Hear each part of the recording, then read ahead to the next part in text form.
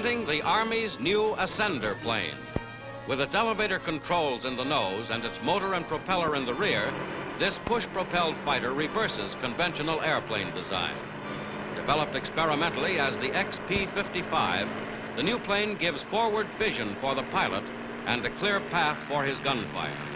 In action, the darting tail-first Ascender seems to fly backwards.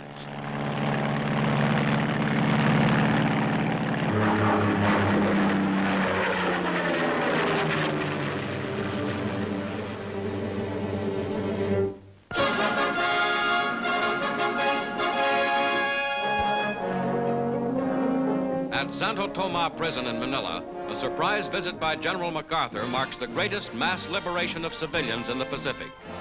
3,700 internees, mostly British and American citizens, are freed. But even as they rejoice, there is a final burst of fire from the retreating enemy.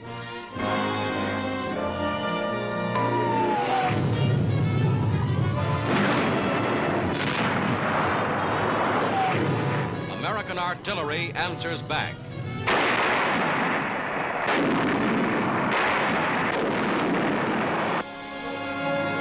Safe at last, the internees gather for evacuation back home. Pitifully undernourished, they can still chop wood to cook their new Army rations.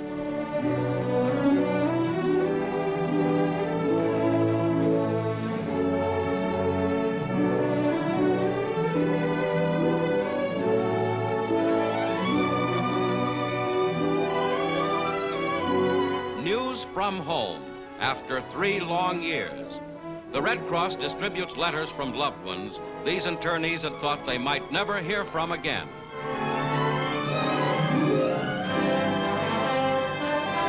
MacArthur, leaving Santo Tomas, is hailed by the liberated prisoners who have found freedom after years of suffering under the Japanese.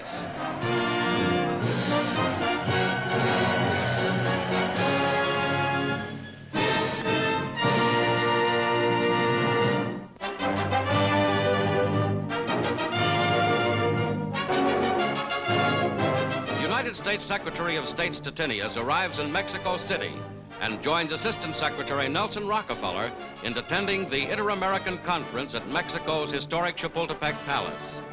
The heads of the United States delegation are welcomed at the Mexican Chamber of Deputies as this important New World meeting opens. Inter-American economic and cultural relations within the framework of the World Security Organization to be set up in San Francisco take first place in the Mexico City discussion.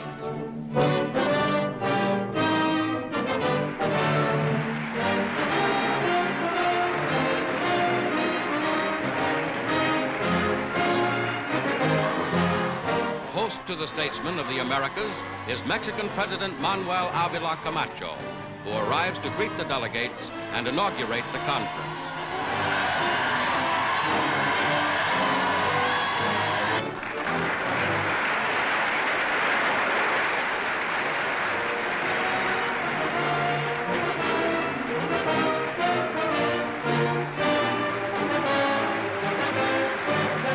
With President Avila Camacho is Mexico's Foreign Minister Padilla.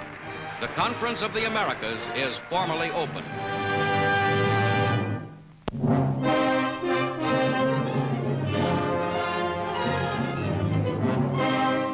Driving toward Colmar in Alsace are French Army troops, veterans of African warfare. Now in stiff street fighting, they advance past the dead.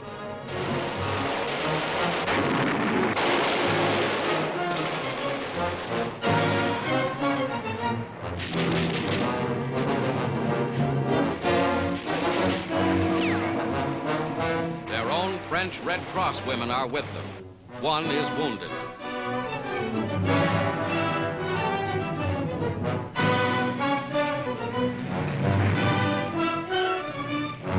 Here is the first French tank to enter Colmar. Here again is liberation. Here, happy people. Here again, bread.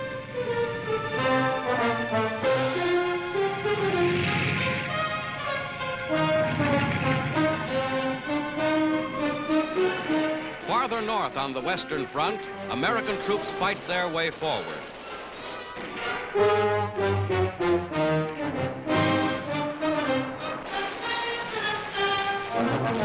Because of the rough terrain, mules have been brought up from Italy.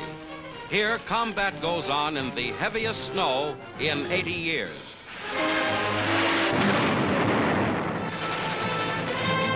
While the infantry advances, 4.2 mortars fire over their heads. This is the start of one of the great barrages.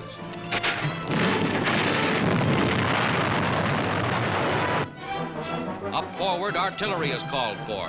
The order goes through underground headquarters and back to the guns.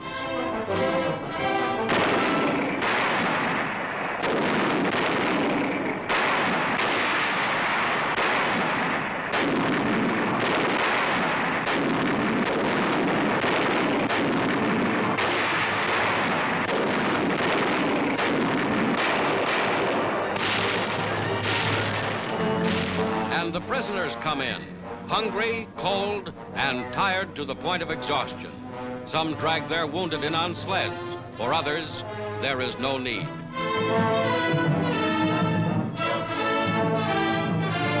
The Allies attack all along the Western Front, through the dragon's teeth of the Siegfried Line, in an advance which takes them to the Rhine.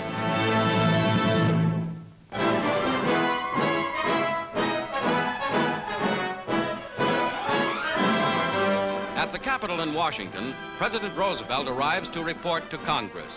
Members of the Cabinet and Supreme Court attend the special joint session.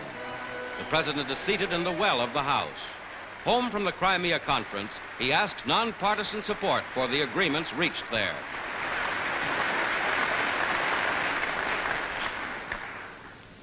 It's been a long journey.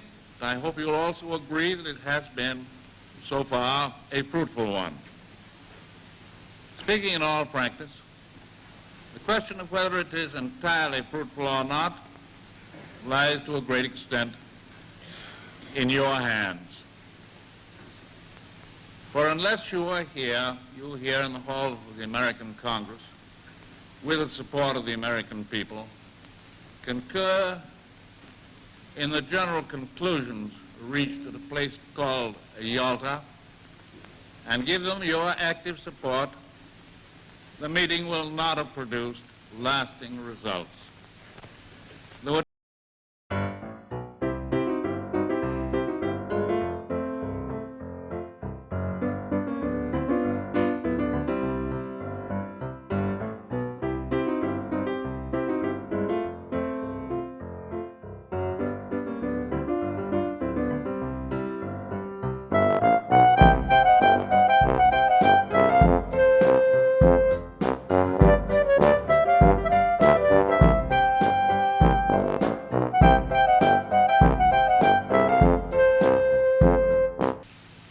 I hope in our history, and therefore in the history of the world, there will soon be presented to the Senate and the American people a great decision that will determine the fate of the United States, and I think therefore the fate of the world, for generations to come. There can be no middle ground here. We shall have to take the responsibility for world collaboration, or we shall have to bear the responsibility for another world conflict. And I am confident that the Congress and the American people will accept the results of this conference as the beginnings of a permanent structure of peace, upon which we can begin to build, under God, that better world in which our children and grandchildren, yours and mine, the children and grandchildren of the whole world, must live and can live.